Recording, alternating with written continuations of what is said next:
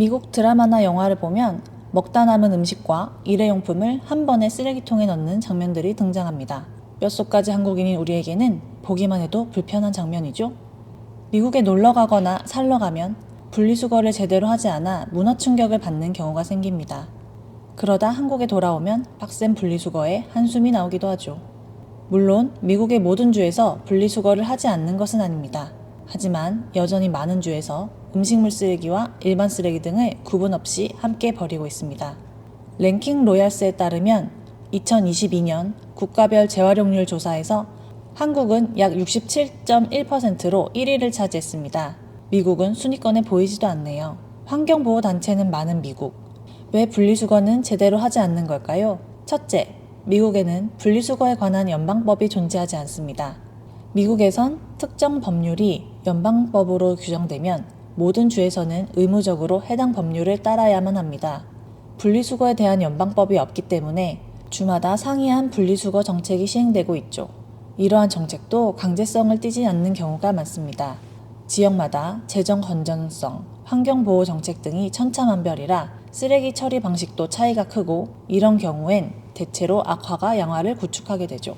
미국 도시 내에서 쇼핑몰, 공장, 아파트는 개별적으로 쓰레기 수거 업체와 계약을 맺습니다.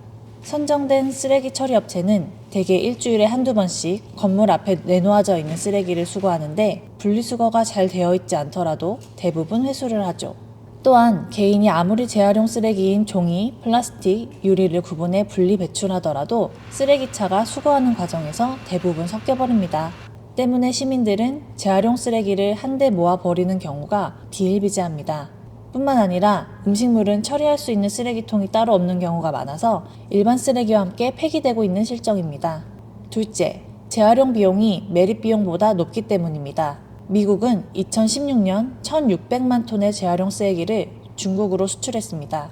이는 미국 전체 플라스틱 폐기물의 75%에 해당하는 양이었습니다.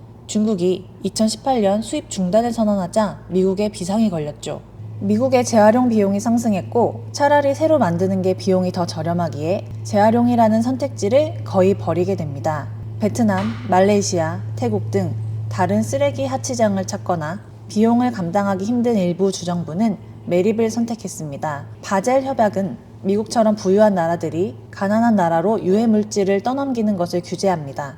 1989년 만들어진 이 협약은 2019년 플라스틱 폐기물도 규제 대상에 포함하기로 결정했죠. 바젤 협약은 유해 물질의 국제적 이동 자체가 아니라 불법 수출입만 막는다는 한계가 지적되긴 하지만 그마저도 세계 188개국이 가입한 이 협약을 미국은 비준하지 않고 있습니다. 또한 환경 규제 정책에 반대하는 기업들의 로비도 막강합니다. 미국이 바젤 협약을 비준하지 못하는 이유 중 하나가 석유화학 기업 등 관련 기업들이 반대하기 때문이죠. 미국 정치인들은 한국보다 더 기업의 후원금에 종속되어 있기에 환경 정책은 늘 뒷전입니다.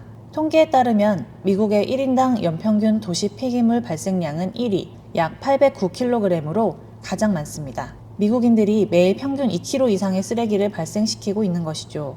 미국은 이 많은 쓰레기들을 매립할 수 있는 세계에서 가장 큰 2200에이커에 달하는 라스베이거스 에이펙스 지역 매립지를 가지고 있기도 합니다.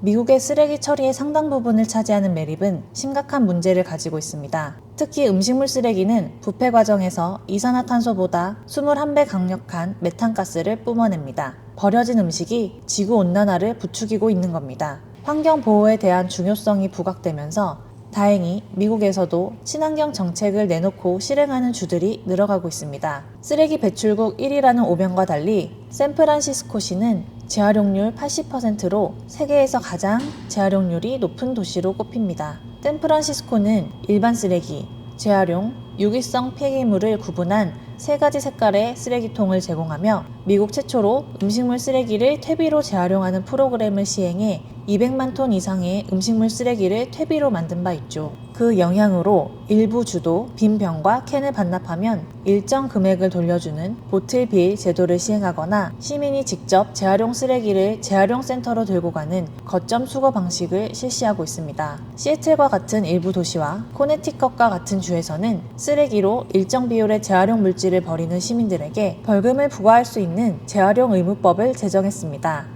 뉴욕 시의회는 2023년 6월 8일 음식물 쓰레기의 분리수거를 의무화하는 제로 웨이스트 법안을 가결했습니다. 뉴욕시 위생당국이 이 법안을 마련하면서 수년간 한국의 분리배출 제도를 주시했다고 하죠. 이뿐만 아니라 미국은 이런 재활용 쓰레기를 기술력으로 해결할 준비도 하고 있습니다. 미국의 한 스타트업 회사는 재활용 로봇을 개발했는데 작업 정확도가 95%에서 98%임을 입증했습니다. 또한 매립된 쓰레기를 분해할 수 있는 고분자 물질을 개발 진행 중입니다. 오늘 왜 미국이 분리수거를 하지 않는지 그 원인과 최근의 변화 동향까지 알아보았습니다. 지구를 위해 돈보다는 지속가능한 환경을 위하는 지구인들이 되길 바랍니다. 앞으로도 유익하고 재미있는 영상 올려드릴게요. 구독, 좋아요, 알림 설정 부탁드립니다. 감사합니다.